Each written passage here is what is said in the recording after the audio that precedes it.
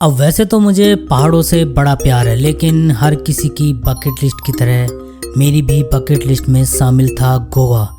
और गोवा में ऐसे तो जाने वाला नहीं था, तो मैंने प्लान किया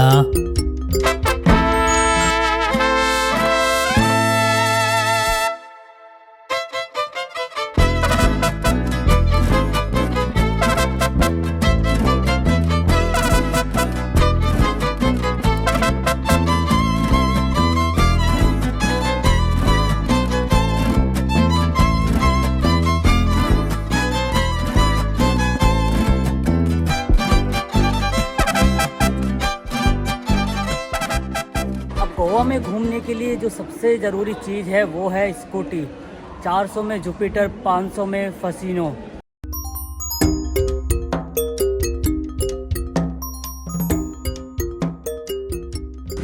सेकंड स्टेप है गोवा का नारियल पानी।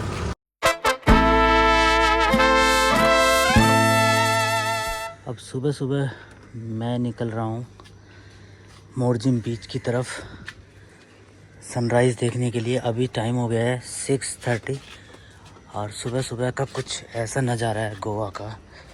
पूरे रोड खाली हैं और देखते हैं बीच पे कैसा माहौल है इस समय। तो निकलते हैं बीच की तरफ।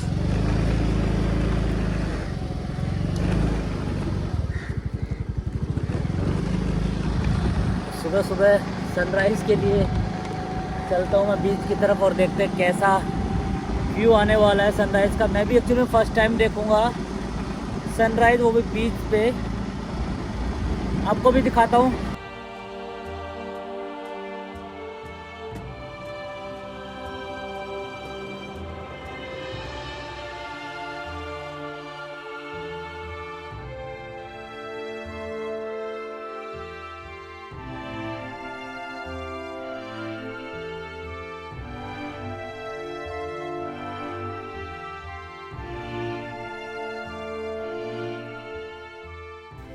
अब वैसे गोवा सुबह सुबह काफ़ी सुंदर लगता है, सुबह सुबह जो सनराइज़ आता है।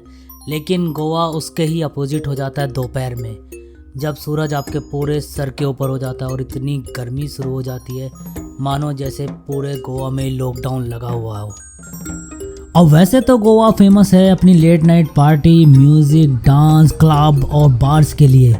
लेकिन गोवा में कुछ ऐसी भी जगह हैं जो इसके बिल्कुल ही अपोजिट है।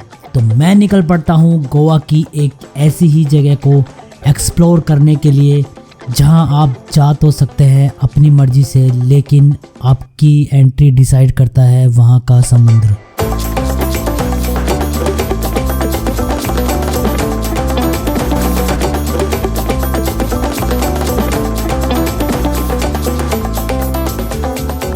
वो कहते हैं ना, किसी भी सुंदर जगह की तरफ जब आप जाते हैं तो रास्ते भी उतने ही सुंदर होते चले जाते हैं। यहाँ तक पहुँचने के लिए आपको गोवा के सुंदर सुंदर गांवों से, रास्ते में आने वाले बैक वाटर से और दोनों तरफ पाम ट्री के बड़े बड़े पेड़ों के बीच से होते हुए जाना होता है, जो इस जगह को और भी सुंदर बना देता है।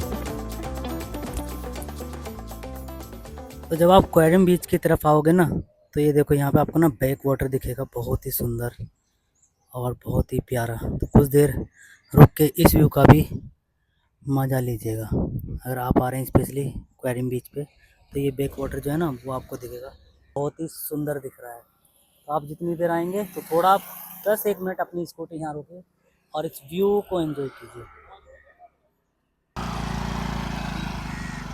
तो अब आ गया हूँ मैं क्वेरियम बीच पे, और यहाँ का जो सुंदर नज़ारा ना वो आपको दिखेंगे आगे।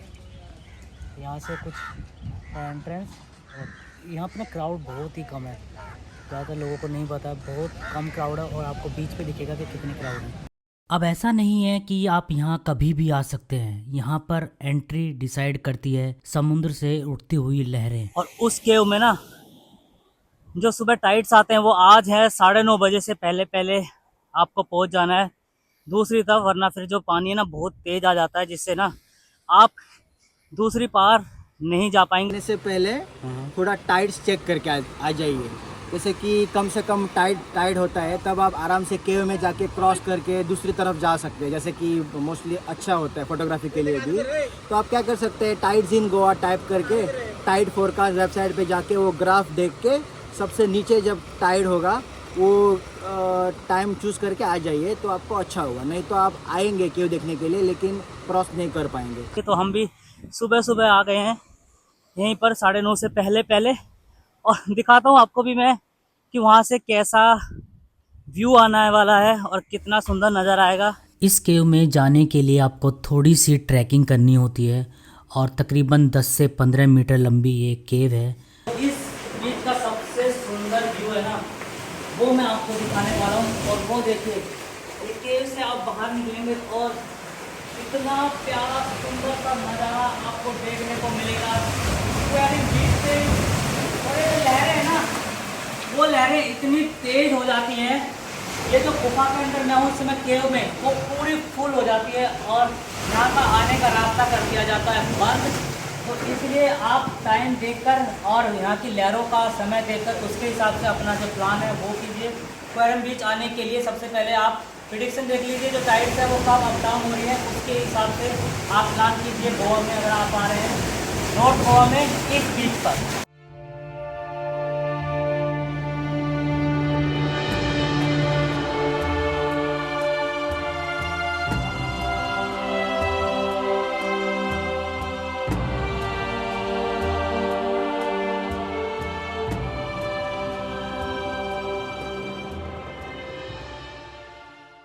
और ये ना जब हाई टाइड्स आती है ये भर जाता है बिल्कुल इस बीच पे, तो 6:30 बजे बंद हो जाता है। और इस बीच पे ज़रूर आएँ आप, एक बार आप बागा बीच को स्किप करके इस बीच पर आ सकते हैं। ये देखो आप ऊपर से लेके ना, ये ना ये सब जितना भी आपको सब कुछ दिख रहा है, ये जब हाई टाइड्स आती हैं सब डूब जाता है ये अब। तो अभी जितना देर हम रुक रहे हैं ना, यहाँ पे पानी का फ्लो जो है ना उतनी तेज आ गया। ये देखो आप, यहाँ तक जब हम आए थे वहाँ पे पानी नहीं आ रहा था, लेकिन जैसे जैसे टाइम बीतता जा रहा है वैसे वैसे पानी का फ्लो और जो टाइड्स है वो काफ़ी तेज़ हो गई है। तो इसी वजह से इस बीच में जब लो टाइड्स होती हैं तभी आने दिया जाता है, वरना बंद कर दिया जाता है। अब ये बीच जितना सुंदर सुबह सुबह दिखाई देता है, शाम होते होते इसकी खूबसूरती और भी बढ़ जाती है और यहाँ होने वाला सनसेट आपको एक अलग ही सुकून देता है।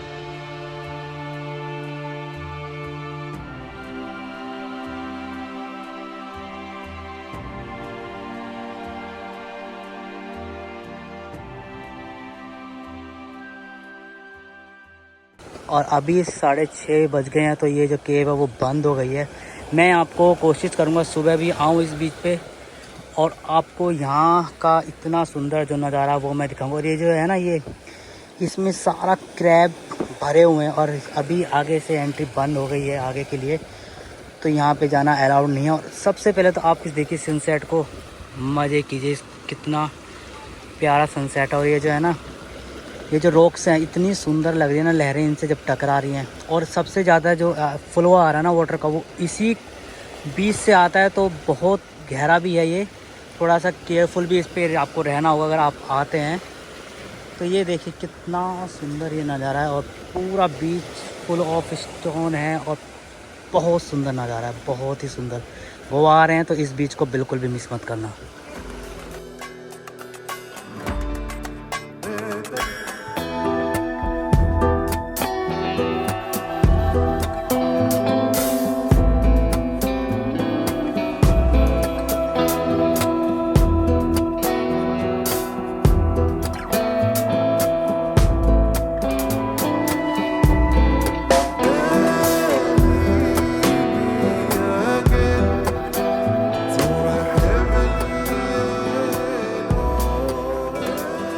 अच्छा, आपको अगर सबसे अच्छा सनसेट और सबसे अच्छी लोकेशन देखनी है गोवा में, तो उसके लिए आना होगा आपको क्वेरिम बीच पर। देखो, अगर आप गोवा आ रहे हैं और क्वेरिम बीच पर आपको सुविधा मिल जाएगी।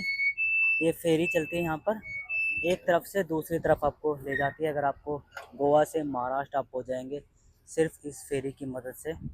और ये फेरी जो है ना, वो हर 5 मिनट में चलती है। और इसका जो फेयर है ना, वो आप अंदाज़ा लगाइए कितना फेयर है। इसका फेयर है सिर्फ 0 रुपीज़। तो आप इस फेरी का भी मज़ा ले सकते हैं क्वेरियम बीच पर आकर। मुझे ना स्पेशली मैं आपको बताऊं, सबसे अच्छा मुझे लगा क्वेरियम बीच, क्योंकि बहुत ही शांति है, ज़्यादा भीड़ भाड़ नहीं। और जब आप इस रास्ते पर आएंगे ना क्वेरियम बीच वाले पे, तो बहुत ही सुंदर सुंदर नज़ारे आएंगे।